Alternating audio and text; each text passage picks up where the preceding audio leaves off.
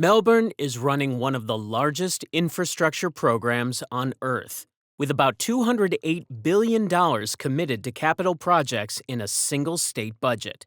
This is not one tunnel or one rail line. It is a full network rebuild happening at the same time across the city.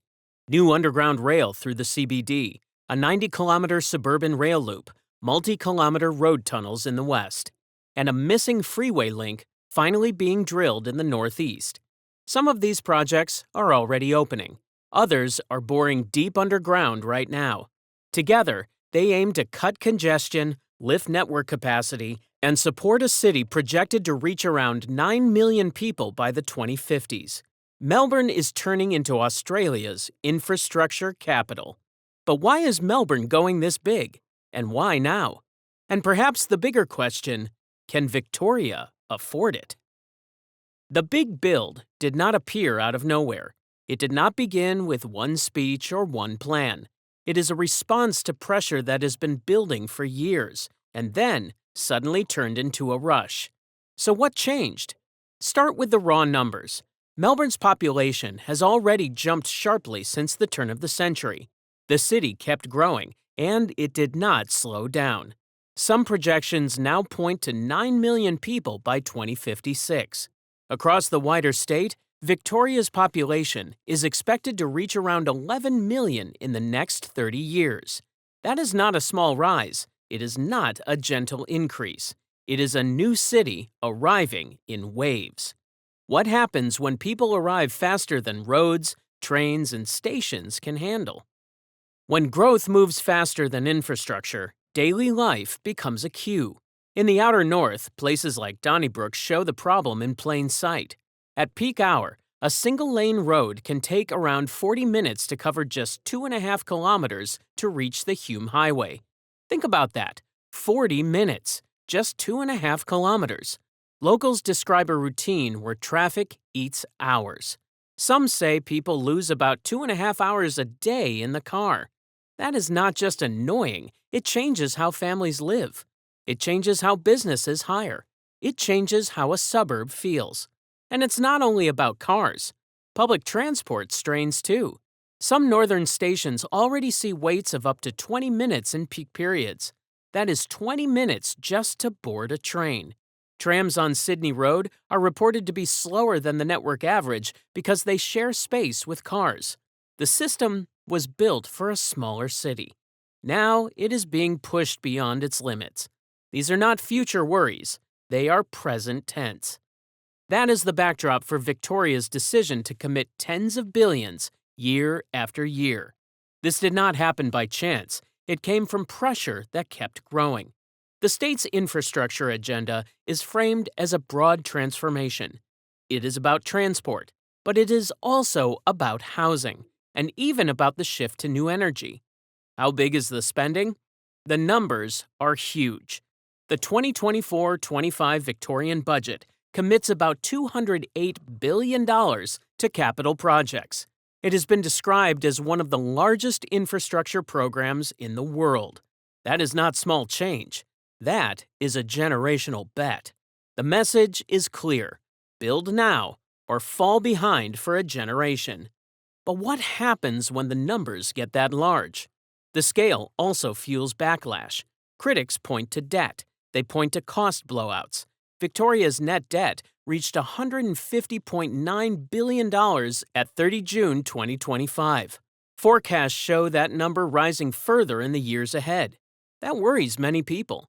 And then there are the projects themselves. Major projects have faced rising price tags. The Metro Tunnel has been reported as moving beyond earlier estimates. Northeast Link has been cited at around $26 billion after starting far lower.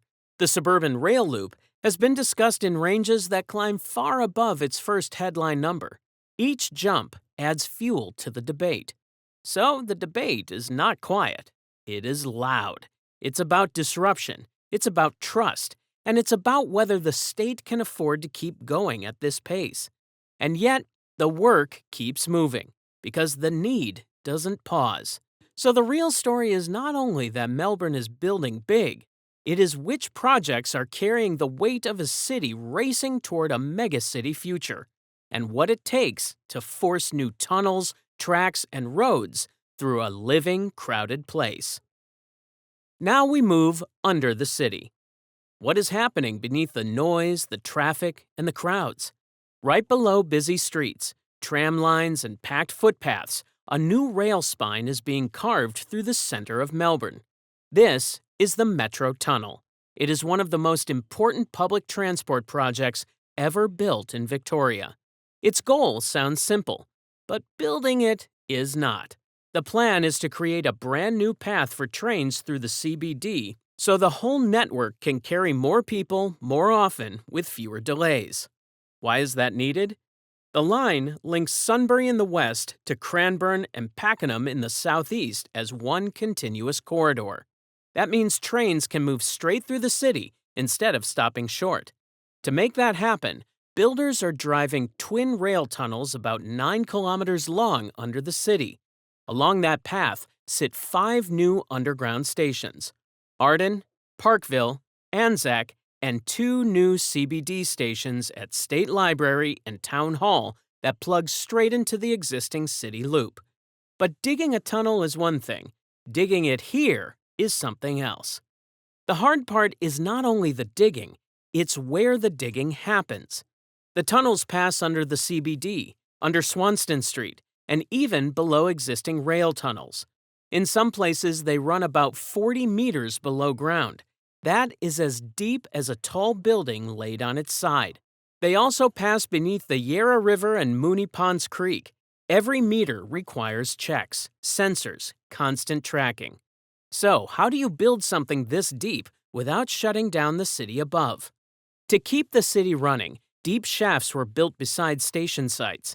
Some reached the depth of an 11-story building. These shafts act like hidden doorways. They let crews move machines and materials down below while roads and tram lines above stay open. The 2 new CBD stations are carved as wide cavern spaces, not narrow tubes. 3 overlapping mine sections from each cavern, creating open platforms around 19 meters wide. Among the widest underground metro platforms in the world. It feels less like a tunnel and more like an underground hall. All through construction, sensors track noise, vibration, and air quality. A live monitoring system collects the data and flags risks early. The goal is clear: build something massive without breaking the city above it. But if one tunnel line can change how people cross the center, what happens when rail stops aiming for the center at all and starts circling the suburbs instead? This project answers that question. The Suburban Rail Loop is planned as a full orbital rail line around Melbourne's middle suburbs, around 90 kilometers in total when complete. Instead of forcing everyone to travel in and out of the CBD, it links suburb to suburb directly. Job centers, universities, hospitals, retail hubs, all tied together without a city detour. Why does that matter? Right now, many trips still pass through the CBD, even when they don't need to. This project changes that. The first stage is already under construction. It's called SRL East. This section runs between Cheltenham and Box Hill. About 26 kilometers of twin underground tunnels. 6 new underground stations: Cheltenham, Clayton, Monash, Glen Waverley, Burwood, Box Hill. Each built as a major interchange hub. But building a rail line through busy suburbs is no small task. Tunnel boring machines will dig deep below dense suburban areas. On average, the tunnels sit about 26 meters underground, about 6 stories down, which helps limit surface impact. That means less noise and less disruption above. 8 large TBMs are planned for this stage, built by leading global suppliers and powered by renewable electricity. So, what will the trains be like? The trains will run as a separate system with their own fleet. 4 carriage sets, high-tech, automated, designed for frequent turn-up-and-go service. Peak frequency is planned at about every 6 minutes, with trips between stations taking only 3 to 4 minutes. The system uses high-capacity signaling to keep trains moving safely and close together. The targets are bold. By the 2050s, this loop is expected to carry more than 430,000 passengers a day between Cheltenham and Melbourne Airport. Forecasts say that could remove more than 600,000 car trips from roads each day. Around the 6 SRLE stations alone, plans point to about 70,000 extra homes built within walking distance by the 2040s. But the project also brings friction. Some properties and businesses have been acquired and cleared.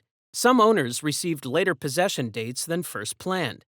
Critics warn that delays in one part of a megaproject can ripple across the schedule. Others question long-term cost and funding, with public estimates for early stages reaching into the tens of billions. Officials say tunneling is set to begin in 2026 and that the project remains on schedule, with opening for SRL East planned for 2035. If orbital rail reshapes how people move across suburbs, the next build focuses on freight and cars and pushes traffic underground instead of around. On the west side of Melbourne, traffic once had one main river crossing path, the Westgate Bridge. When it slowed, everything slowed with it. The Westgate Tunnel was built to change that pressure point. This project forms an 8-kilometre toll road link between the Westgate Freeway at Yarraville and the Port of Melbourne and CityLink near Docklands. The core feature is a pair of long road tunnels, one about 4 kilometers long for outbound traffic, one about 2.8 kilometers for inbound traffic.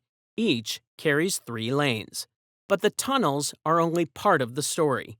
From the tunnel portals, the road rises to a new bridge over the Maribyrnong River, then continues on an elevated roadway above Footscray Road into the port and city edge. Dedicated ramps feed trucks straight toward port areas instead of local streets. Sounds simple, but building it was not. Construction started after approvals in 2017, with major works from 2018. Early budgets sat near $5.5 billion, but contaminated soil from past industrial land changed the job. What do you do when the ground itself becomes the problem? Disposal rules tightened. Volumes were higher than expected. Disputes followed. Costs rose sharply. Final reported cost reached about $10.2 billion. The opening shifted by about 3 years, with the tunnel opening in December 2025. So, did it work? Since opening, more than 1 million vehicles have already passed through the twin tunnels. Over 1/5 were trucks. Early data shows strong drops in heavy truck movements on some inner west roads during truck ban hours. In one case, more than 95% lower on Williamstown Road during restricted periods. Reports also point to thousands of trucks per day moving off local streets and into the tunnel path. Supporters say it gives freight a direct underground route and cuts pressure on neighborhood roads. Critics argue traffic patterns shift rather than disappear, and that some nearby roads may see higher truck flows. The debate did not end when the tunnel opened. And while the West gained a new underground road link, another long-missing road link is still being driven under the Northeast. For decades, one gap remained in Melbourne's ring road network. Traffic moving between the northern and eastern corridors had no direct freeway link. Why did that matter? Because cars and trucks had to squeeze through local roads instead. The Northeast Link is designed to close that gap. So, what exactly is being built? This is a tolled road project of about 10 kilometers, connecting the Metropolitan Ring Road at Greensboro to the Eastern Freeway at Bulleen, which is also being upgraded. At its heart sit twin 3-lane tunnels stretching about 6.5 kilometers. When complete, they are expected to be the longest road tunnels in Victoria. But the tunnels are only part of the plan. The project also includes a dedicated busway along the Eastern Freeway and major park-and-ride facilities. In some sections, the Eastern Freeway will be widened dramatically, reaching up to 20 lanes across. Big plans often come with big costs.